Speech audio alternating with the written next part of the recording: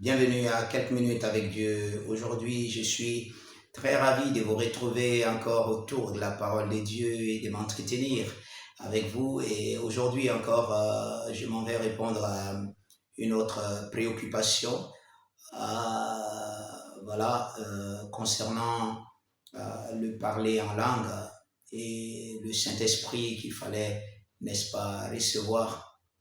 Euh, il y a plusieurs questions autour de, du parler en langue ou bien du Saint-Esprit. Vous savez, il y a quelques années, il y a même des églises de Jésus-Christ sur la terre qui refusent catégoriquement de reconnaître même le Saint-Esprit. Ils refusent carrément. Pour eux, c'est déjà le passé, c'est passé avec les apôtres et que le temps des apôtres est passé. Notre temps est un temps différent. Certainement, dans les discussions, vous entendez ce genre des choses, malgré que la chrétienté est l'œuvre du Saint-Esprit. Vous allez voir qu'on essaye de reléguer le Saint-Esprit,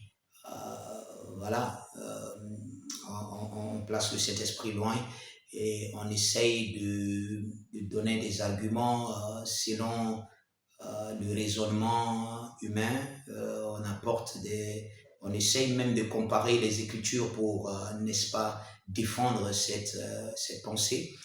Et nous rendons grâce à Dieu de nos jours. Beaucoup même des chrétiens ou des hommes de Dieu ou ceux qui étaient contre la manifestation du Saint-Esprit, le parler en langue et tout cela, aujourd'hui, beaucoup acceptent. Ils reconnaissent le Saint-Esprit. Certains reconnaissent même le parler en langue, même s'ils n'acceptent pas de parler en langue eux-mêmes. Alors, la préoccupation, c'était de savoir est-ce que un chrétien est obligé de parler en langue. Je crois que j'ai répondu à cela plusieurs fois déjà. Même dans les enseignements que nous faisons, j'ai dû, n'est-ce pas, prendre le temps pour adresser ceci. Oui, vous savez, il n'y a pas deux manières de le dire. Le chrétien est censé être rempli du Saint-Esprit, donc il est censé parler en d'autres langues. C'est la langue de l'Esprit. La Bible dit que celui qui parle en langue ne parle pas aux hommes, il parle directement à Dieu. Quand vous parlez dans un langage que vous comprenez, tout le monde peut comprendre. Oui, c'est vrai. Ça peut aussi, vous parlez toujours à Dieu. Mais Dieu s'est rassuré qu'il y ait un langage que le diable même ne peut pas comprendre. Dieu s'est rassuré qu'il y a un langage qui, déjà entre vous et lui, vous pouvez, imaginez que vous pouvez parler en langue et comprendre, avoir, n'est-ce pas, la compréhension de ce que vous avez dit en langue. C'est pas tout ce que vous dites en langue que vous comprenez, mais la Bible nous dit déjà que quand tu parles en langue, tu t'édifies toi-même. Tu deviens de plus en plus meilleur, de plus en plus aiguisé dans ton esprit, de plus en plus, n'est-ce pas, tu comprends mieux la parole de Dieu. Mais au-delà de ça, la Bible nous dit que nous parlons directement, n'est-ce pas, à Dieu, car c'est lui seul qui nous comprend. Et la Bible dit que l'interprétation peut vous être donnée. Vous pouvez comprendre ce que vous dites en esprit. Vous voyez la merveille de cela. Et tout le monde peut avoir cette interprétation. Ce n'est pas un groupe de personnes qui peut... Non, vous pouvez demander et vous pouvez l'avoir. Quelquefois, vous sentez quelque chose de réel pendant que vous priez en langue et vous voulez savoir de quoi il s'agit. Le Seigneur peut, n'est-ce pas, vous révéler cela pour que vous puissiez comprendre que ce n'est pas aussi donné, n'est-ce pas, ce n'est pas aussi toujours caché, n'est-ce pas, mais il y a des choses, n'est-ce pas, que Dieu peut vous révéler pendant que vous priez en langue. Dieu peut vous utiliser pour faire beaucoup de choses, prier pour beaucoup de gens et accomplir beaucoup de choses. Donc vous êtes, je veux dire, vous avez besoin de prier en langue. Si vous voulez vivre une vie chrétienne victorieuse, j'ai souvent dit aux gens, j'ai dit, ok, si vous ne parlez pas en langue, vous ne priez pas en langue, vous n'êtes pas rempli du Saint-Esprit, vous n'avez pas reçu le Saint-Esprit, mais que vous êtes chrétien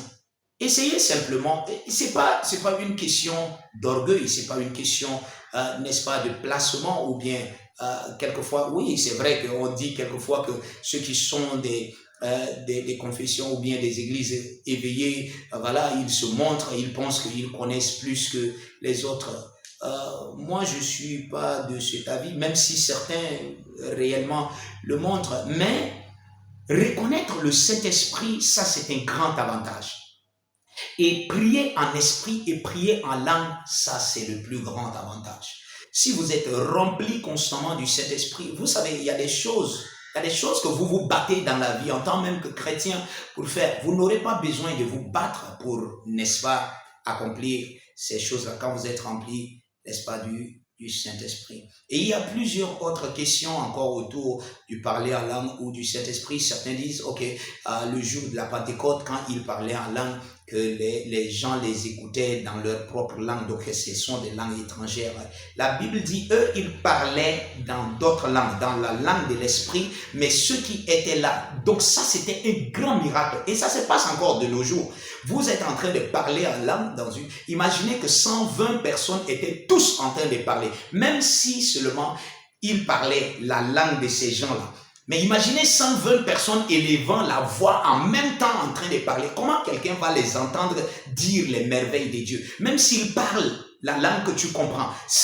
Imaginez 120 personnes parlant en même temps et à haute voix, la Bible l'a dit. Donc, c'était un miracle.